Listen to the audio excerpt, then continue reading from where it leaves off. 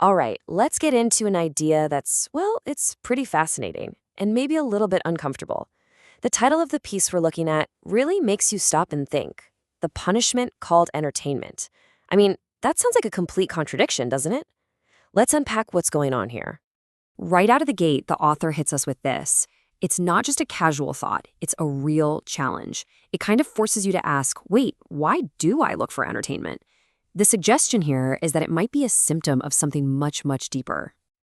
And that really is the million-dollar question, isn't it? How can the very thing that feels like a reward, having fun, enjoying yourself, how can that actually be a punishment? It seems like a paradox, but the author has a very specific argument they're about to build. So, to get to the bottom of this, we first have to understand that the author is basically redefining the word enjoyment for us. They're arguing that what we're all chasing is a very particular kind of feeling, and they've got a name for it. The whole thing starts with an observation you've probably made yourself.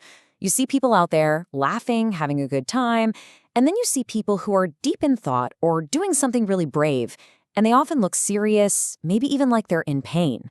What's up with that? And here it is. This is the key word for the whole idea: titillation. The author's saying that what we often mistake for joy is actually something way more superficial. It's just a shallow buzz, a temporary excitement. And that chase, the constant need for more titillation, that's the punishment.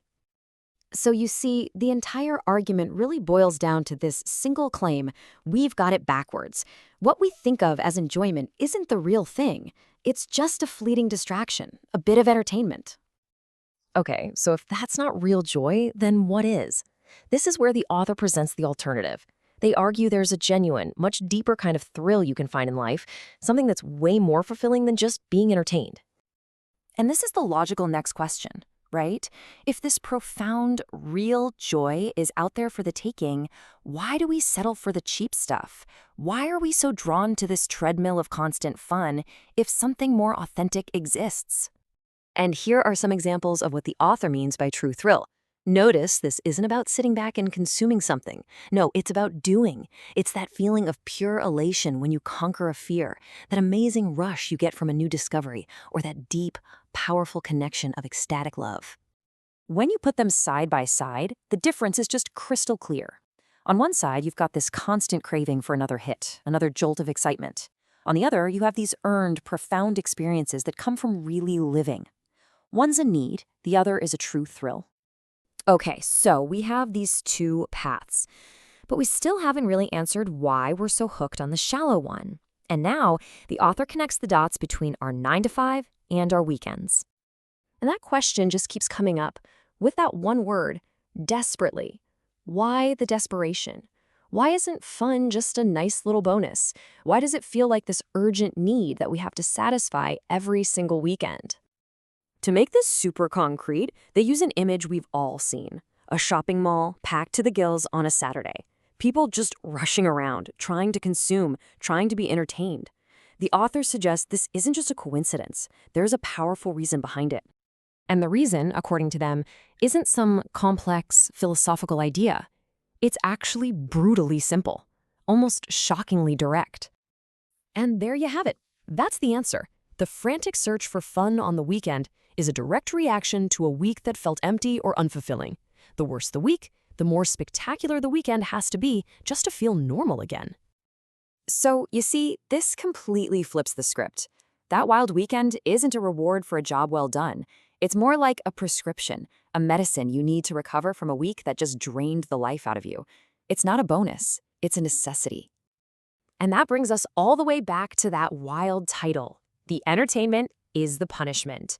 It's the cost, the consequence you have to pay for tolerating 5 days of a life that doesn't have any real joy in it. So now that we have this whole framework, the author ends by asking us to take a step back and look at this entire system like it's a kind of transaction, a deal that we've made. And when you lay it out in steps like this, the cycle is just, wow, it's painfully clear. You put up with something you don't like to make money, which you then have to spend to recover from the thing you just put up with, and then you wake up Monday and do it all over again. And this chart just puts it right in your face. Look at the balance sheet. You're trading 5 days of just tolerating it for 2 days of mandatory recovery. The author is basically holding this up and asking, does this look like a good trait to you? This is the final challenge, right here, boiled down to its absolute core. We're being asked to question the very logic of this whole setup. Is the stuff you can buy on the weekend really worth the 5 days of misery you have to trade for it? And that's where we're left, with a question that, doesn't really feel like a question. The author has laid out the whole case, shown us the math, and just asks us to look at the deal on the table. It's a really provocative thought to end on, one that kind of forces you to think about work, life, and what real joy actually is.